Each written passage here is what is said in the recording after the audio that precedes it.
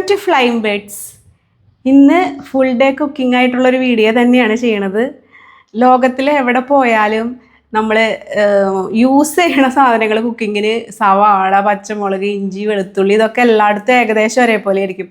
പക്ഷെ അതൊക്കെ അവർ യൂസ് ചെയ്യണ രീതി അല്ലെങ്കിൽ അതിൽ ചേർക്കണ ഓയിലുകളുടെ വ്യത്യാസം ഇതൊക്കെ മൂലം നമ്മൾ ഉണ്ടാക്കണ ഐറ്റംസ് ഭയങ്കര ഡിഫറെൻ്റ് ആയിട്ടുള്ള ടേസ്റ്റിലേക്ക് മാറുകയാണ് ചെയ്യുക. അപ്പോൾ അതുപോലെ തന്നെയാണ് ചില ആളുകൾ ഉണ്ടാക്കണ ഫുഡും എല്ലാവരും യൂസ് ചെയ്യണ സാധനമായിരിക്കും. പക്ഷെ അതിലൊരു ചെറിയ ട്രിക്കായിരിക്കും അല്ലെങ്കിൽ ചെറിയ ടിപ്സ് ആയിരിക്കും ആ കറി ഭയങ്കരമായിട്ടും ടേസ്റ്റ് ഉള്ളതാക്കണത്. ചിലവരാണെങ്കിൽ എന്നും ചെയ്യണ ആ രീതിയിൽ നിന്ന് വിട്ട് ഒരു അണു മാറാനായിട്ട് ആരും സമ്മതിക്കില്ല. ചിലവർക്ക് അങ്ങനെയല്ല, വേറൊരാളുടെ ഐഡിയ കാണുമ്പോൾ ഇന്നിങ്ങനെ ചെയ്ത് നോക്കിയാലോ എന്നൊക്കെ തോന്നും. അപ്പോൾ എൻ്റേതായ കുക്കിങ്ങാണ് ഞാൻ കാണിക്കുന്നത്. അപ്പോൾ എൻ്റെ ചില ട്രിക്കോ എന്തെങ്കിലും കാര്യങ്ങൾ നിങ്ങൾക്ക് ഇഷ്ടമാവണമെങ്കിൽ അതുപോലെ നിങ്ങളും ചെയ്ത് നോക്കുക കേട്ടോ. അപ്പോൾ ഇന്നത്തെ വീഡിയോ എനിക്കൊരു പരിപാടി ഉണ്ട്, ഞാനത് പോയിട്ട് വരുമ്പോഴേക്കും നിങ്ങളെൻ്റെ വീഡിയോ കണ്ടു നോക്ക്. നമ്മുടെ ഇഡ്ഡലി മാവ് ഞാനിപ്പോൾ പുറത്തെടുത്ത് വെച്ചിട്ടുണ്ട് കുറച്ച് നേരം മുമ്പ്. ഇനി ഇതിലേക്ക് ആവശ്യത്തിനുള്ള ഉപ്പിട്ട് ഞാൻ ഇഡ്ഡലിയാണ് ഇന്ന് ആദ്യത്തെ ദിവസം ഉണ്ടാക്കാൻ പോണത്. അതിന് വേണ്ടിയിട്ട് ഞാനിവിടെ വെള്ളം അടുപ്പത്ത് വെച്ചിട്ടുണ്ട്. അതിലേക്ക് ഈ തട്ട്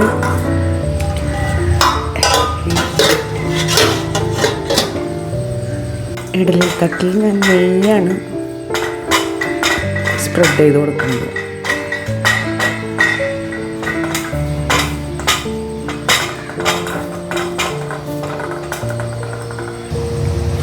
നെയ്യ് ഇഷ്ടമില്ലാത്തൊരു ഓയിൽ വരട്ടിയാൽ മതി കേട്ടോ. നെയ്യാണെങ്കിൽ കുട്ടികൾക്കാവുമ്പോൾ നെയ്യ് നല്ലതാണല്ലോ. പിന്നെ ഓയിലിനേക്കാളും കുറച്ചുകൂടി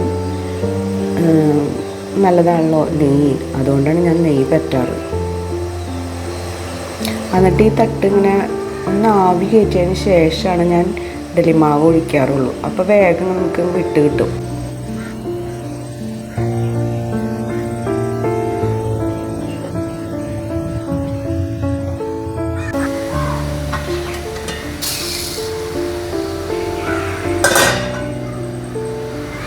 നമ്മുടെ ഇഡ്ഡലി ഇവിടെ റെഡി ആയിട്ടുണ്ട്. ഞാൻ ചെയ്യണത് ഇതിൻ്റെ ഉള്ളിൽ നിന്ന് ഈ തട്ട് ഇറക്കി കഴിഞ്ഞിട്ട് ഇത്തിരി വെള്ളം തളിക്കും. ഇതിൻ്റെ മുകളിലേക്ക് ഞാനിങ്ങനെ വെള്ളം തെളിച്ച് കൊടുക്കും. എന്നിട്ട് ഇതിങ്ങനെ കമത്തി പിടിച്ചിട്ട് അപ്പം തന്നെ പൈപ്പിൻ്റെ അടിയിൽ വെച്ചിട്ട് വെള്ളം തുറന്നിടും.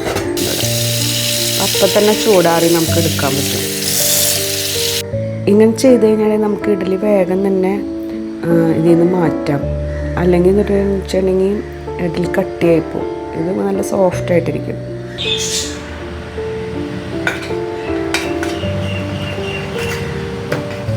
വേണ്ട, ഇങ്ങനെ സോഫ്റ്റായിട്ടിരിക്കും ചെയ്യും, വേഗം എടുക്കാനും കിട്ടും.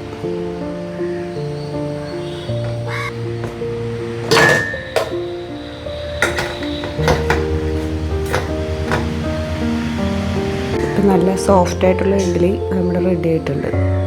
അടുത്ത ബാച്ച് വീണ്ടും കോരി വയ്ക്കാം.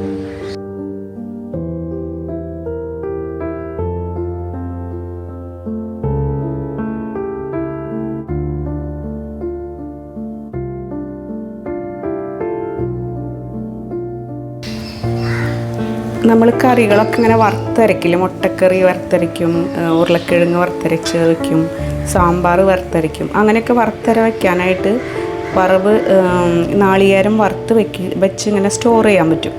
അപ്പോൾ അതാണ് ഞാനിപ്പോൾ കാണിക്കണത്. ഇപ്പോൾ 2 നാളികേരം ഉണ്ട്. നാളികേരം നല്ല ചൂട് കട്ടിയുള്ളൊരു പാത്രം വേണം കേട്ടോ.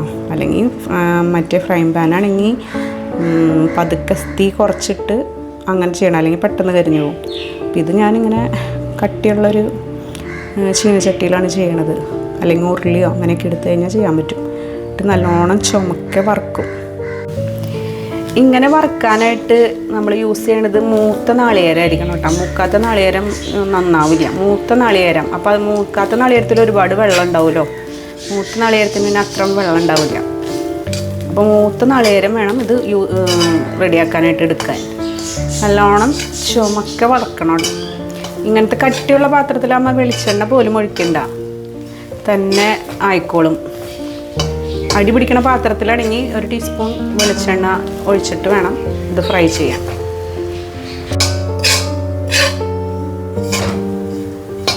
ഇത് വറക്കുമ്പോൾ ശ്രദ്ധിക്കാനുള്ളൊരു കാര്യം എന്ന് വെച്ചിട്ടുണ്ടെങ്കിൽ നല്ലോണം ഇളക്കി കൊടുത്തുകൊണ്ടിരിക്കണം.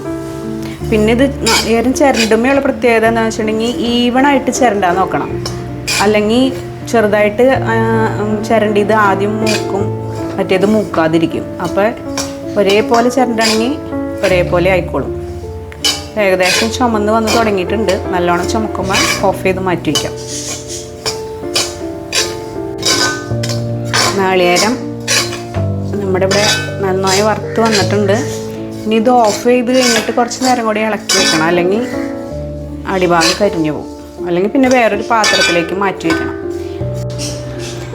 അതുപോലെ തന്നെ നമ്മൾ മല്ലിയും മുളകും വറുത്ത് വെക്കുകയാണെങ്കിൽ നമുക്ക് ഈ വറുത്തരച്ച കറിയിലേക്ക് അതിൽ നിന്ന് എടുത്ത് വിടാം കേട്ടോ. 100 ഗ്രാം മുളകും ഒരു 250 ഗ്രാം മല്ലിയാണ് എടുത്തേക്കണം.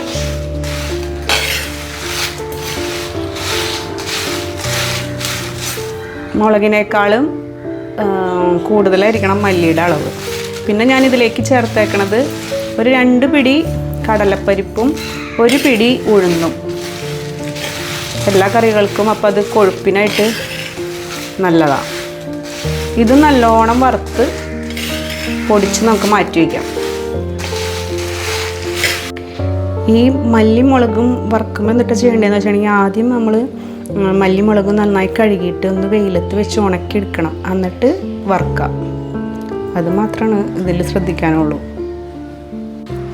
മല്ലി വറവായോ നോക്കണത് ഒരെണ്ണെടുത്ത് വായിലിടുക, അല്ലെങ്കിൽ കയ്യിലിങ്ങനെ ഇട്ടിട്ട് പൊടിച്ചിങ്ങനെ കൈ കൊണ്ട് തിരുമ്മി നോക്കുമ്പോൾ അതിങ്ങനെ പൊടിഞ്ഞു വരും.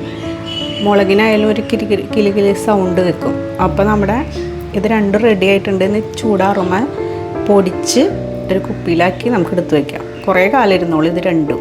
ഈ ഐറ്റം നമുക്ക് ഇന്ന് വറുത്തരച്ച ഒരു ഉരുളക്കിഴങ്ങ് കറി മുട്ടയിട്ടത് വയ്ക്കാം.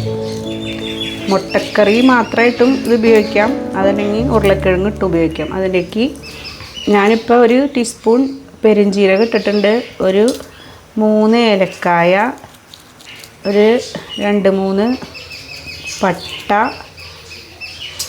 പിന്നെ ഒരു ബേ ലീഫ്, ഇതെല്ലാം കൂടി ഇട്ടിട്ട് വറുത്തെടുക്കുന്നുണ്ട്. ഇതിലേക്ക് 1 ടേബിൾ സ്പൂൺ കാശ്മീരി മുളക് പൊടിയും 1 ടീസ്പൂൺ മഞ്ഞൾപ്പൊടിയും ഇടുന്നുണ്ട്. എന്നിട്ട് മൂപ്പിച്ചിട്ട് നമ്മൾ നേരത്തെ റെഡിയാക്കി വെച്ച നാളികേരം വറുത്ത് പൊടിച്ചതും പിന്നെ മല്ലി മുളകും പൊടിച്ചതും കൂടി മിക്സ് ചെയ്ത് എല്ലാം കൂടി ഒരുമിച്ചൊരു പേസ്റ്റാക്കി എടുക്കാം. വറുത്ത് പൊടിച്ച് വെച്ചേക്കണ നാളികേരമാണ് ഇത്. മല്ലി മുളകും പൊടിച്ച് വെച്ചേക്കണതാണ്. അപ്പോൾ ഇതിൽ നിന്ന് മുട്ടക്കറിയിലേക്ക് ആവശ്യമുള്ള മല്ലി മുളകും ഞാൻ 2 ടേബിൾ സ്പൂൺ എടുക്കുന്നുണ്ട്. ഇത് പിന്നെ നാളികേരം വറുത്തേന്ന് ഒരു 2 ടേബിൾ സ്പൂൺ തന്നെ നാളികേരം വറുത്തത് എടുക്കുന്നുണ്ട്. ഇത് നേരത്തെ ചൂടാക്കിയ ഞാൻ കാശ്മീരി മുളകും മഞ്ഞൾപ്പൊടിയും മസാലയൊക്കെ ഇട്ടിട്ട് ചൂടാക്കിയ അത് മിക്സും, പിന്നെ കഴിഞ്ഞ ദിവസത്തെ വീഡിയോയിൽ കാണിച്ചില്ലേ ഞാൻ ഈ ഉള്ളി കാഷ്യൂ ഒക്കെ വറുത്ത് വെച്ചേക്കണത്, അതിൽ നിന്ന് ഇതുപോലെ തന്നെ ഒരു 2 ടീസ്പൂൺ ഇതിലേക്ക് ഇടാം. എന്നിട്ട് ഇതെല്ലാം കൂടി പേസ്റ്റാക്കി കൊണ്ടുവരാം മുട്ടക്കറി വയ്ക്കാനായിട്ട്. അപ്പോൾ മുട്ടക്കറി ഉണ്ടാക്കി തുടങ്ങാം. വറുത്തരച്ച മുട്ടക്കറി അല്ലെങ്കിൽ വറുത്തരച്ച ഉരുളക്കിഴങ്ങ് മുട്ടക്കറി. അപ്പോൾ അതിലേക്ക് വെളിച്ചെണ്ണ ഒഴിച്ച്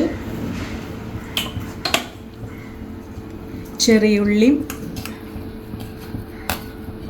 വെളുത്തുള്ളിയും കൂടി അരിഞ്ഞു വെച്ചതാണ്. ഇത് 2 ടേബിൾ സ്പൂൺ.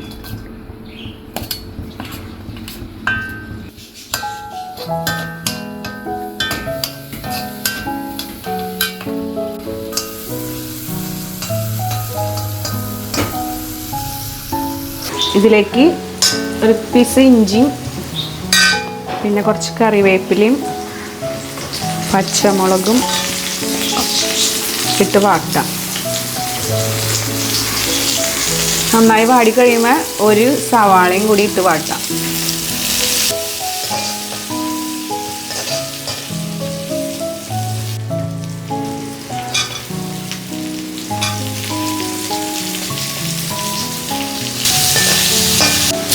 സവാള വാടി വന്നിട്ടുണ്ട്. തക്കാളിയും കൂടി ഇട്ടിട്ട് നന്നായി വാട്ടിയെടുക്കാം.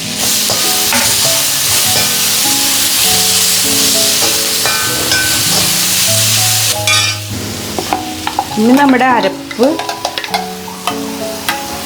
മിക്സ് ചെയ്യുക അതിലേക്ക്.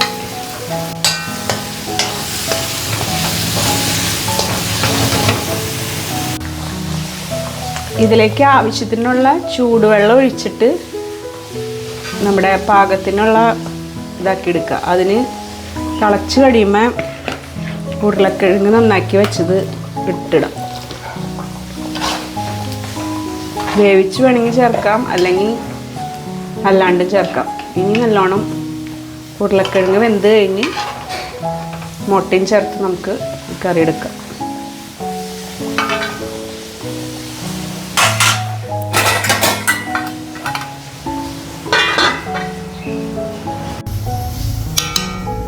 കറി ഇവിടെ ഏകദേശം റെഡി ആയിട്ടുണ്ട്.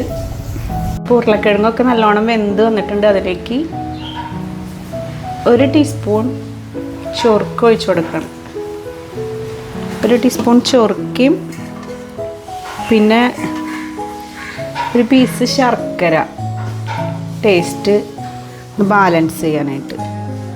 പിന്നെ നമ്മുടെ ബോയിൽ ചെയ്ത് വെച്ചേക്കണ മുട്ട.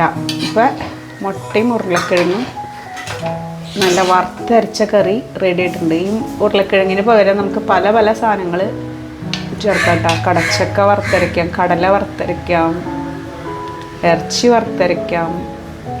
നോമ്പായ കാരണം ഞങ്ങൾ ഉരുളക്കിഴങ്ങും മുട്ടയാണ്. ലാസ്റ്റ് ഇതേ മല്ലിയിലയും തൂവി കറി എടുക്കാം. ഇതിൻ്റെ ഇടയിൽ പാവയ്ക്ക ഫ്രൈ ചെയ്യാനായിട്ട് മഞ്ഞൾപ്പൊടിയും മുളക് പൊടിയും കാശ്മീരി പൊടിയും പിന്നെ ഒരു നുള്ള് മസാലപ്പൊടിയും പിന്നെ ആവശ്യത്തിനുള്ള ഉപ്പും കൂടി മിക്സ് ചെയ്ത് ഒരു 10 മിനിറ്റ് വെച്ചതിന് ശേഷം ഫ്രൈ ചെയ്യാം. ഇതിലേക്ക് 1 ടീസ്പൂൺ ചൊറുക്കയും കൂടി ഒഴിക്കുന്നുണ്ട്. എന്നിട്ട് മിക്സ് ചെയ്ത് വയ്ക്കാം. പിന്നെ കുറച്ച് കോൺഫ്ലവറും കൂടി ഇട്ടാൽ നല്ല ക്രിസ്പി ആയിട്ടും കിട്ടും. കോൺഫ്ലവർ 1 സ്പൂൺ കൂടി ഇട്ടു. എല്ലാം കൂടി മിക്സ് ചെയ്ത് വെച്ച് കുറച്ച് നേരം കഴിയുമ്പോൾ ഫ്രൈ ചെയ്യാം. കഴിക്കാം ഇങ്ങോട്ട് പിന്നോ.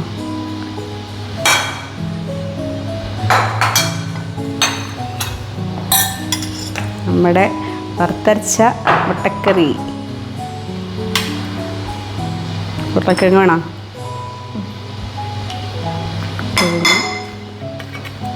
ബീറ്റ്റൂട്ട്, ചീര,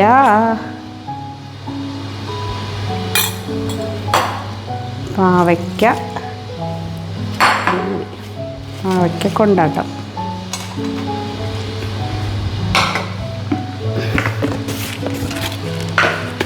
പപ്പടം. ഇത് സ്പെഷ്യലൊരു സാധനമാണ്. എന്നിട്ടാണെന്നറിയോ? അമ്പഴങ്ങയാണ്. നീ കണ്ടിട്ടുണ്ടാ? തിന്നൊക്കെയുണ്ടായില്ലേ? ഇത് അമ്പഴങ്ങ ചൊറുക്കയിലിട്ടത്. ചൊറുക്കയും കാന്താരി മുളകൊക്കെ ഇട്ടത്. മതിയാ? ചാറ് വേണോ?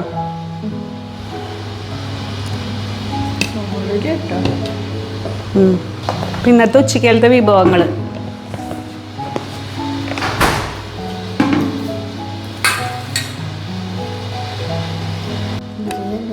ഓ എന്തൊരു നല്ല മണം. വായിന്ന് വെള്ളം. ഇത് മണത്തോക്കെ. പിന്നെ ഇത് മണത്തോക്ക്. എങ്ങനെയുണ്ട്? ഇത്ര ആക്ഷൻ വരുള്ളൂ.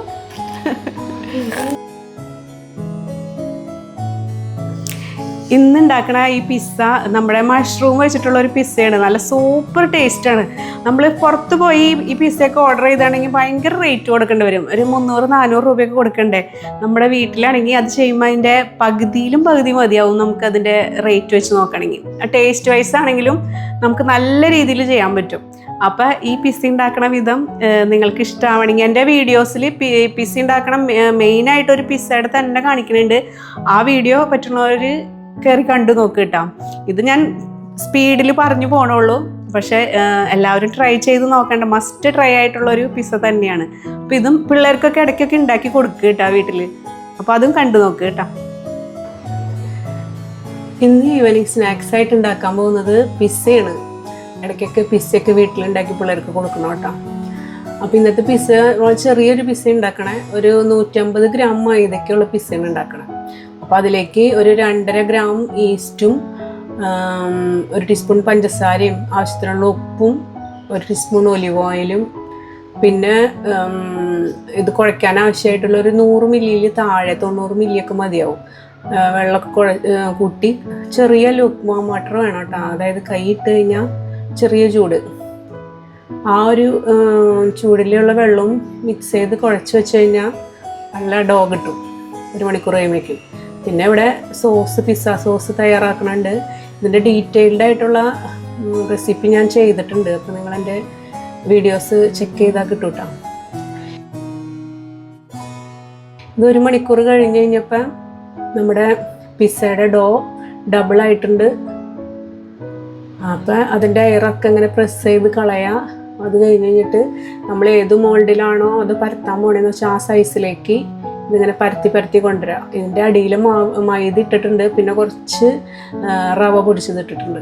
അപ്പോൾ ക്രിസ്പിനെസ്സും കിട്ടും. അങ്ങനെ ഇത് കൈകൊണ്ട് തന്നെ നമ്മൾ പരത്തി നമ്മുടെ ട്രേയുടെ ഷേപ്പിലേക്ക് ആക്കാം. പിന്നെ പ്രീ ഹീറ്റ് ചെയ്ത ഓവനിലേക്ക് നമ്മൾ ഇത് വെക്കണമെങ്കിൽ ആദ്യം തന്നെ പ്രീ ഹീറ്റ് ചെയ്ത് വെക്കുക. പിന്നെ ദേ പിസ്സ ഡോ എൻ്റെ ട്രേയിൽ പരത്തി കഴിഞ്ഞ് കഴിഞ്ഞിട്ട് ഞാൻ പിസ്സ സോസ് പരത്തണുണ്ട്. ഇതൊരു 5-6 ടൊമാറ്റോ പ്യൂരി ചെയ്ത് കഴിഞ്ഞിട്ടാണ് ഉണ്ടാക്കി വെക്കണേ. സവാളയുടെ ഒരു കുഞ്ഞു പീസ് ഇട്ടിട്ടുണ്ട്. ഒലിവ് ഓയിലിൽ സോട്ട് ചെയ്തിട്ട് കുറച്ച് നേരം തിളപ്പിക്കുക.